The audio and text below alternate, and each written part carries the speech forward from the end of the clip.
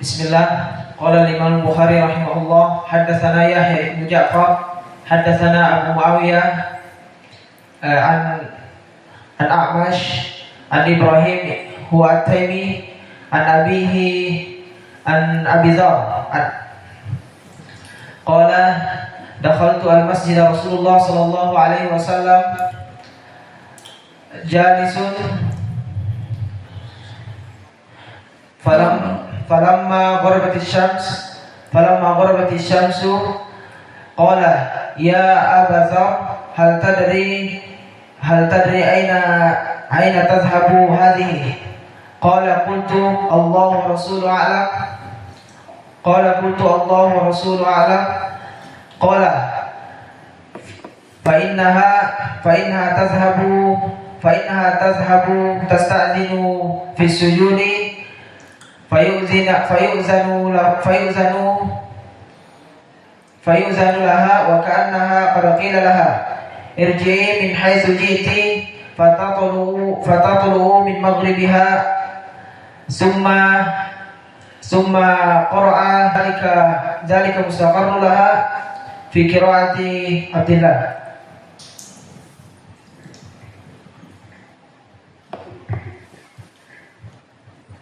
Bismillahirrahmanirrahim.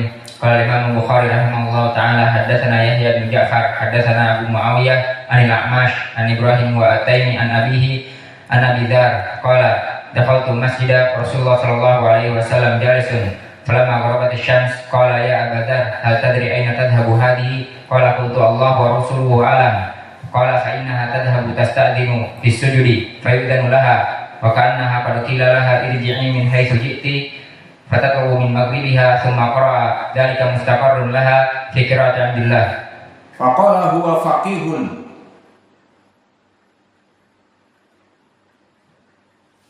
Maka berkata Abu Hatim, dia lebih aku cintai Az-Zuhri ini daripada Al-A'mas karena Al-A'mas mudallis dan hadisnya sangat dibutuhkan, dan dia termasuk orang terkuat periwayatannya dari Anas bin Malik.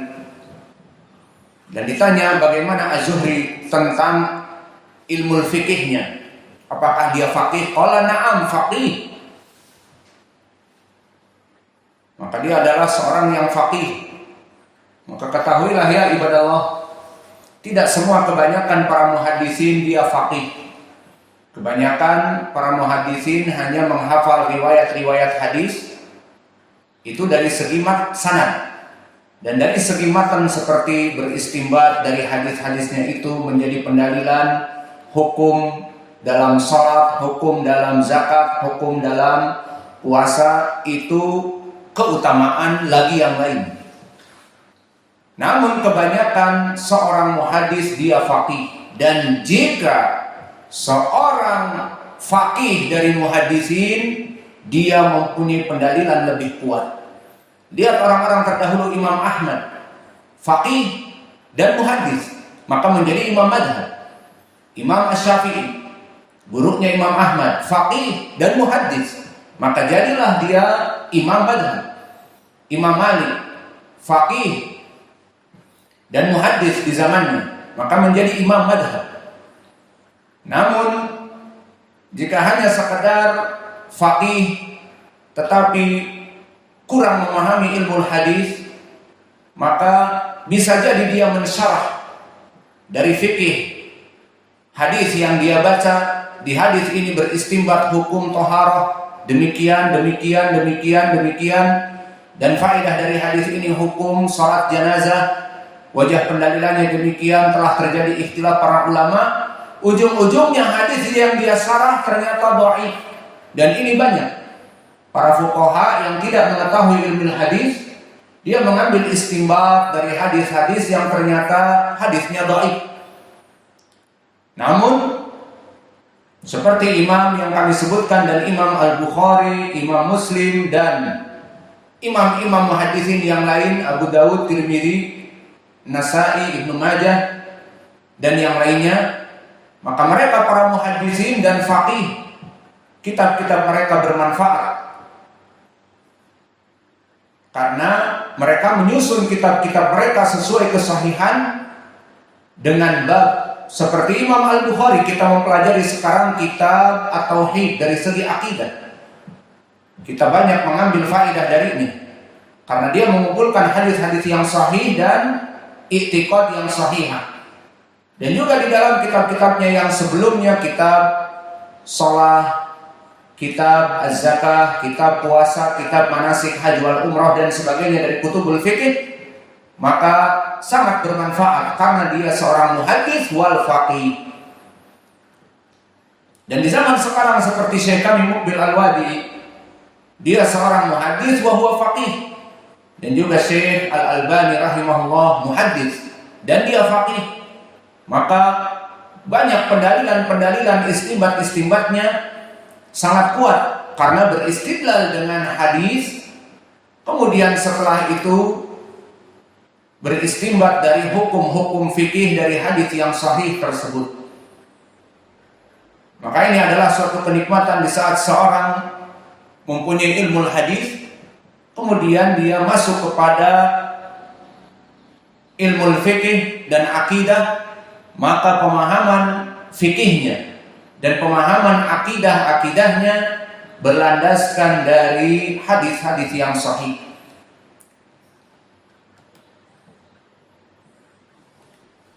Maka ini adalah Imam Az-Zuhri di zamannya dulu. Dia seorang faqih dan dia seorang muhaddits. Dan Abu Daud As-Sijistani memujinya ahsanun nas hadisan. Dia sebaik-baiknya manusia dari ilmu hadis di zamannya tentunya. Setiap zaman mempunyai manusia-manusia yang lebih baik di zamannya. Dan Abu Zur'ah mengatakan Imam Az-Zuhri lebih kuat daripada Amr ibn Dinar. Dan dia di zamannya. Amr ibn Dinar, gurunya siapa? Sufyan ibn Uyainah. Sufyan ibn Uyainah min asbatin nas dari Amr ibn Dinar. Dan berkata Ayyub As-Sikhtiyani tentang Az-Zuhri, "Ma ra'aitu ahadan a'la min Az-Zuhri." Aku tidak pernah mendapati guru lebih pandai daripada Imam Az-Zuhri. Dan berkata Laits ibn Sa'ad dari Tabaqat Ru'us Itba'ut Tabi'in Al-Misri, "Ma ra'aitu aliman qad ajma min Ibni Syihab wala aktsar ilman minhu." Maka aku tidak pernah melihat seorang alim yang mana dia itu paling banyak hadisnya dari Imam Az-Zuhri. Tentunya di zamannya karena mereka murid-murid Imam Az-Zuhri.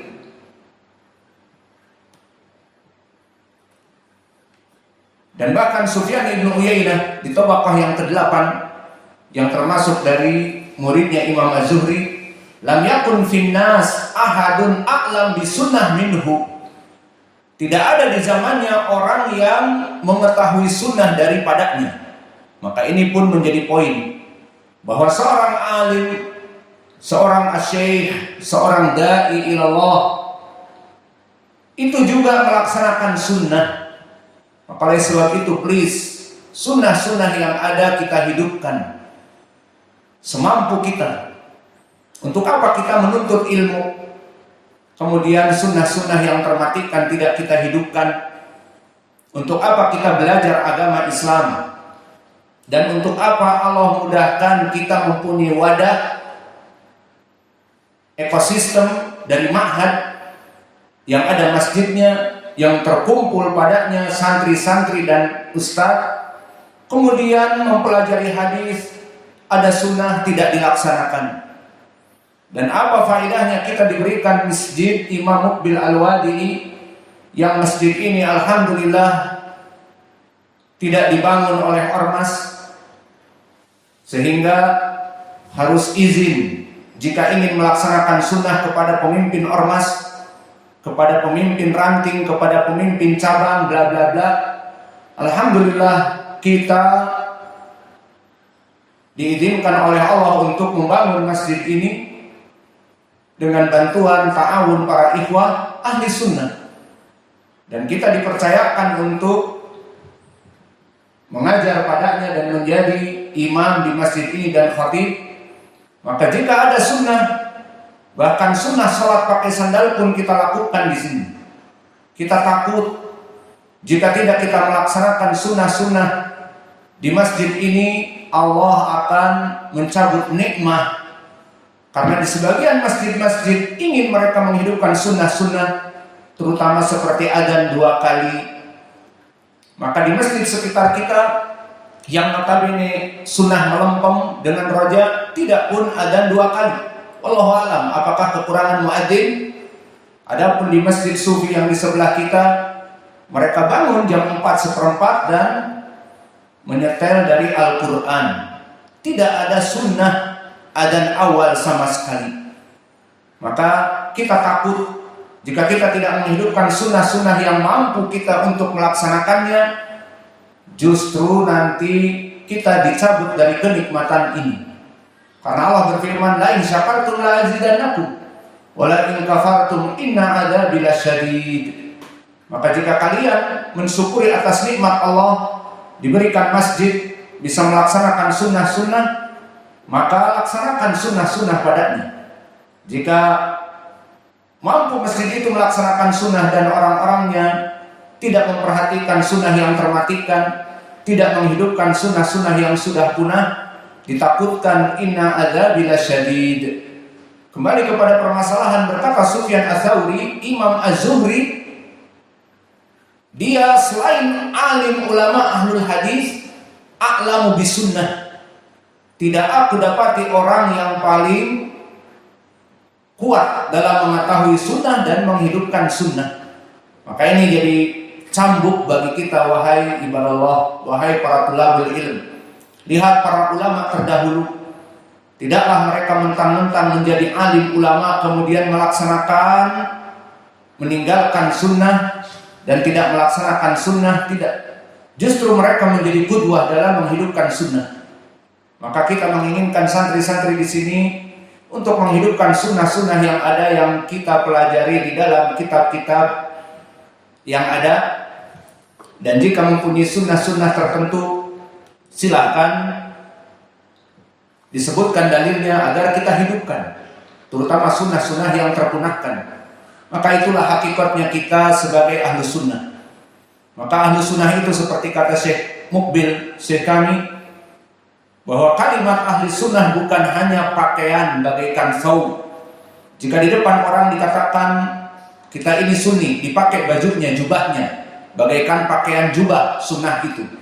Jika tidak ada orang maka ditanggalkan. Bukan itu. Tetapi ahli sunnah adalah manhaj, pengakuan bahwa kita mencintai sunnah. Maka bagaimana mengaku ahli sunnah tidak menghidupkan sunnah yang termatikan, tidak mematikan kebid'ahan, tidak menyebarkan sunnah. Maka di sini Imam Sufyan Ibnu Uyainah mengatakan, lam yakun finnas ahadun a'lam bisunnah minhu.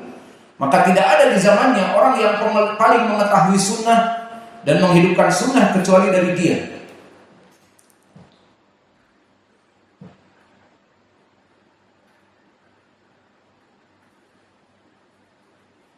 Dan bahkan pengakuan Ali bin Madini tentang Imam Az-Zuhri, lam yakun bil Madinah ba'da kibar at-tabi'in a'lam min Ibn Shihab wa Yahya bin Sa'id wa Abi Zinad wa Bukair bin Abdullah bin Al-Asad. Maka tidak ada dari tabi'in yang kibar seperti Sa'id bin Musayyib dan Al-Hasan Al-Basri, dari para tabi'in sighar, kecuali mereka orang-orang yang paling a'lam. Siapa? Ibn Shihab, Yahya bin Sa'id dan Abu Zinad, Abdullah bin Zakwan dan Bukair bin Abdullah. Maka mereka para imam di tabaqah yang keempat dari tabi'is shaghir.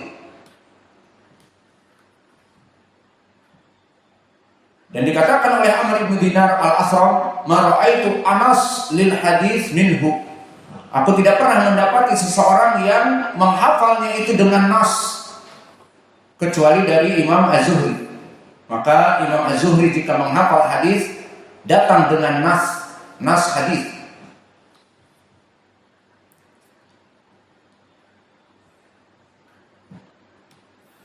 Dan banyak ucapan-ucapan para ulama yang lain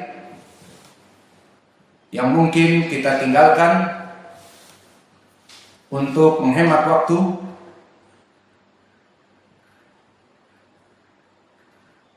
Maka kita masuk kepada Ubaid ibn Sabbah. Maka setelah tadi Imam Az-Zuhri di tabaqah yang keempat, dia dari Sigar At-Tabi'in, maka sekarang kita masuk kepada Ubaid ibn Sabbah.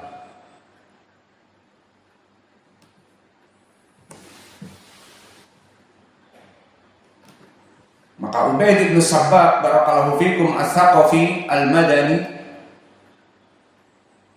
maka telah disikohkan oleh para ulama.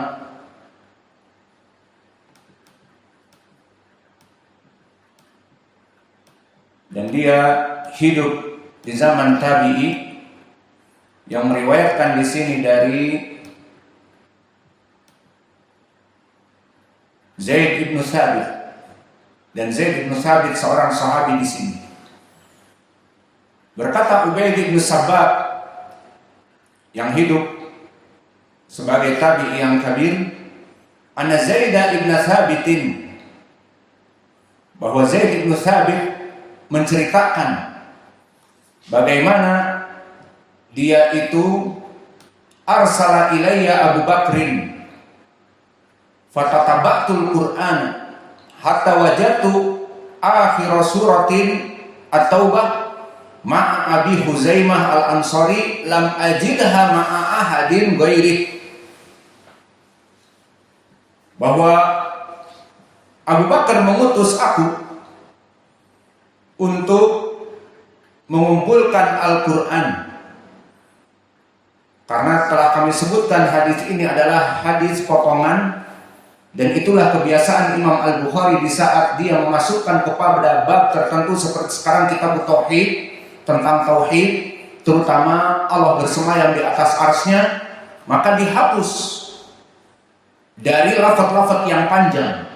Jika ingin merujuk kepada lafaz yang panjang tentang hadis ini, kembali kepada tafsir ayat laqad ja'akum rasulun min anfusikum azizun 'alaihi ma anittum harisun 'alaikum bil mu'minina raufur rahim. Maka di situ disebutkan bagaimana tafsir surat Bara'ah, disebutkan kisahnya, bahwa kisahnya di hadis yang panjang dan bisa kita sebutkan di sini sebagai landasan dari matan, atau tidak ada waktu, lebih baik kita tinggalkan karena di sini hanya sekedar kisah bagaimana Abu Bakar bertujuan mengumpulkan Al-Quran. Maka di saat banyak terjadi peperangan, banyak dari para sahabat yang menghafal Al-Quran gugur sebagai syuhada. Maka dikumpulkan Umar dan yang lainnya, kami takut bahwa Al-Quran ini akan sirna dari hati-hati kaum muslimin, karena para qurra banyak yang meninggal. Maka kalau begitu bagaimana kita catat Al-Quran dari orang-orang yang hafal, dan dari mushaf-mushaf, dan dari kertas-kertas, dan dari lauh-lauh, dari papan yang tertulis Al-Quran. Maka kata Zaid, fatatabaktu, maka aku mencari lafaz-lafaz Al-Quran dan sebagainya dari